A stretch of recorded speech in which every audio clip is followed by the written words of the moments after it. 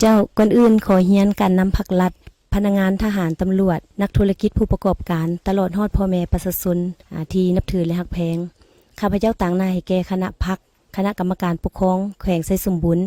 ในนามประธานคณะกรรมการคุ้มครองภัยพิบัติขั้นแขวงขอแถลงข่าวเกี่ยวกับภารกิจการค้นหาผู้ประสบภัยที่ติดค้างอยู่ในถ้ำเขตบ้านพันไซเมืองลงแจ้งแขวงไซสมบูรณ์ซึ่งเริ่มปฏิบัติงานมาแต่วันที่22 พฤษภาคม 2026เวียงงานการค้นหาเพื่อกอบกู้เอาผู้ประสบภัยก็ถือว่าครั้งนี้แมนบนพื้นฐานความเป็นห่วงเป็นใยความเอาใจใส่จากการนำภาครัฐทุกภาคส่วนเนาะตลอดศูนย์กลางลงฮอดท้องถิ่นจึงได้สร้างเงื่อนไขเอื้ออำนวยความสะดวกเพื่อการรับการสนับสนุนการช่วยเหลือจากทุกภาคส่วนเข้ามาร่วมในการช่วยเหลือการปฏิบัติงานในครั้งนี้ฉะนั้นภารกิจครั้งนี้พวกเราได้รับการสนับสนุนช่วยเหลือทางด้านพาหนะเทคนิควัตถุอุปกรณ์บทเรียนประสบการณ์ของบุคลากรจากภาคส่วนต่างๆเป็นต้นแม่นสมาคมอาสาเพื่อประชาชนลาวสมาคมใจถึงใจมูลนิธิสายใจลาวหน่วยกู้ภัยจริงใจหน่วยกู้ภัยนครหลวงหน่วยกู้ภัยนาคน้อยนอกจากนั้นพวกเขาจึงได้รับการสนับสนุนการช่วยเหลือเพื่อเขามาช่วยเหลือในการกอบกู้ผู้ประสบภัยครั้งนี้โดยเฉพาะต้นโตในเบื้องต้นก็เป็นทีมงานหน่วยกู้ภัยจากราชอาณาจักรไทยเนาะซึ่งมี3ภาคส่วนคือสมาคมกู้ภัยจากเมตตาธรรมแล้วก็สมาคมสายทานและสมาคมบึงการโศกกามได้ให้การสนับสนุนเข้ามาช่วยเหลือแล้วนอกจากนั้นก็พวกเขาก็ได้รับการช่วยเหลือจากสมาคมนักดำน้ำถ้ำลบเนาะซึ่งรวมมี7ประเทศคือประเทศไทยประเทศอินโดนีเซียมาเลเซียญี่ปุ่นออสเตรเลียฟินแลนด์และประเทศฝรั่งเศสเนาะเข้ามาให้การสนับสนุนในการปฏิบัติงานในครั้งนี้ทีมงานกู้ภัยจากหลายภาคส่วนเนาะก็ได้มีการประสานสมทบเนาะปรึกษาหารือและกำหนดแผนการเคลื่อนไหวซึ่งได้ประเมินจากข้อมูลตัวจริงและการประเมินสถานการณ์ตัวจริงเนาะจากนั้นก็ได้ดำเนินการจะตั้งปฏิบัติในการกู้ภัยและตกมาฮอดวันที่27 เดือนพฤษภาคม 2026นี้เนาะก็ถือว่าสามารถค้นพบผู้ประสบภัย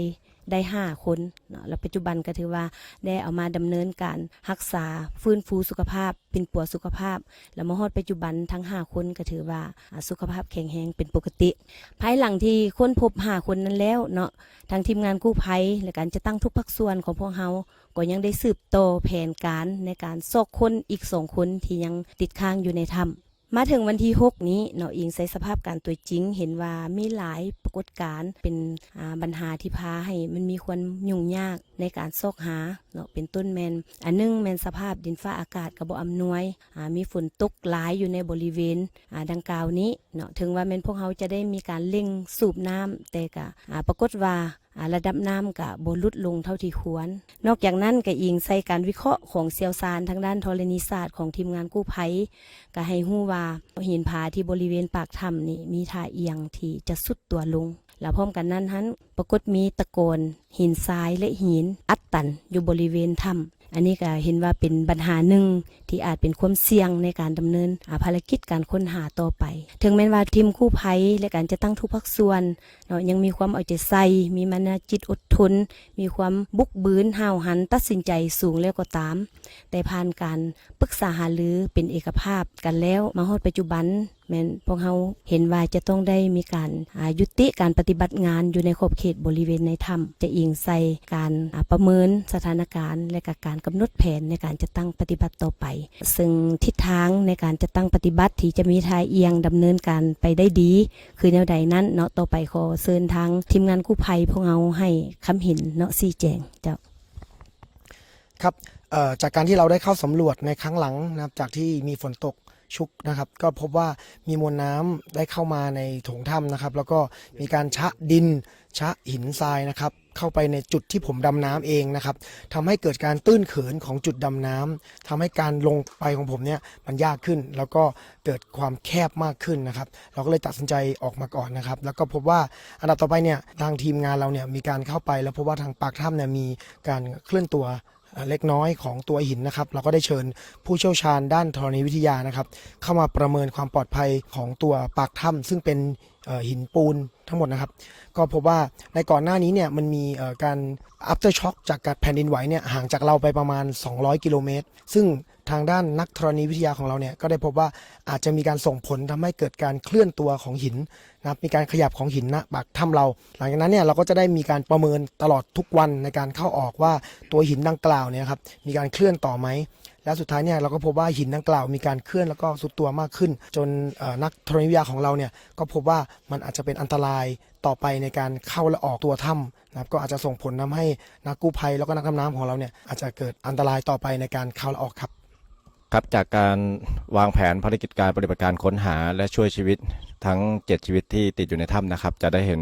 ผ่านสื่อมาแล้วบ้างนะครับว่าโครงสร้างการปฏิบัติการของพวกเรามีทั้งเหนือเขาแล้วก็ในปล่องถ้ำแล้วก็การบริหารจัดการน้ำซึ่งตลอดระยะเวลาที่ผ่านมาการบริหารจัดการรวมถึงแผนปฏิบัติการได้ดำเนินการตลอดทั้งกลางวันและกลางคืนนะครับตลอด24ชั่วโมงไม่ได้พักเลยแต่ว่ากลไกที่มีการเปลี่ยนแปลงเกี่ยวเนื่องกับทางธรรมชาตินะครับซึ่งเป็นอุปสรรคปัญหาใหญ่ของภารกิจนะครับก็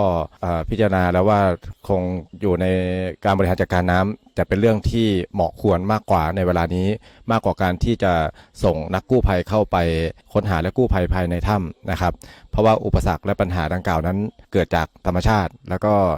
ข้อมูลที่ได้ชี้แจงมาก่อนหน้านี้ครับมีผลเป็นอย่างมากต่อความเสี่ยงของทีมกู้ภัยจึงพิจารณาไม่ส่งทีมกู้ภัยเข้าไปปฏิบัติการภายในโถงถ้ำแต่ขออนุญาตส่งมอบต่อในเรื่องของการบริหารจัดการน้ำเพื่อเพิ่มโอกาสรอดเราไม่ทราบสถานะในสิ่งที่อยู่ข้างในนะครับว่าจะอยู่ในสถานะไหนแต่อย่างน้อยการบริหารจัดการน้ำในช่วงต่อจากนี้ไปน่าจะเป็นโอกาสที่ดีนะครับและก็น่าจะช่วยได้มากกว่านี้นะครับผมเจ้าต่อกับสภาพการปฏิบัติงานเนาะในการค้นหามาฮอดนี้ถือว่าได้ผ่านความพยายามเนาะของทุกภาคส่วนแล้วแนวใดก็ตามข้าพเจ้าต่างหน้าให้แก่การจะตั้งทุกภาคส่วนขอแสดงความเสียใจมายังครอบครัวเนาะโดยเฉพาะเป็น2ครอบครัวที่ยังพวกเฮาบ่ทันสามารถค้นหาได้นั้นเนาะขอให้บรรดาทานจงได้อดทนอดกั้นต่อกับสถานการณ์ดังกล่าวนี้ต่อไป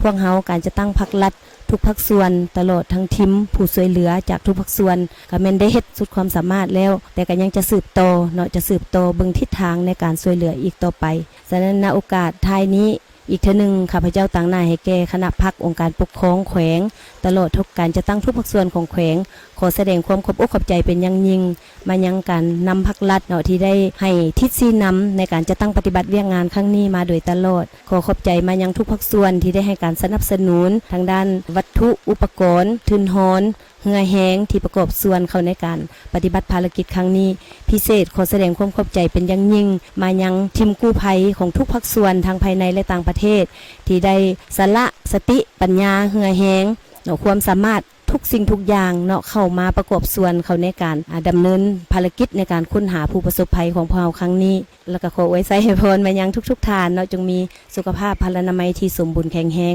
เฮ็ดสำเร็จหน้าที่เวียกงานตามความมุ่งมั่นปรารถนาของบรรดาทานสำหรับทีมกู้ภัยจากต่างประเทศเนาะก็ขอให้บรรดาทานจงเดินทางกลับคืนประเทศด้วยความสวัสดิภาพขอขอบใจ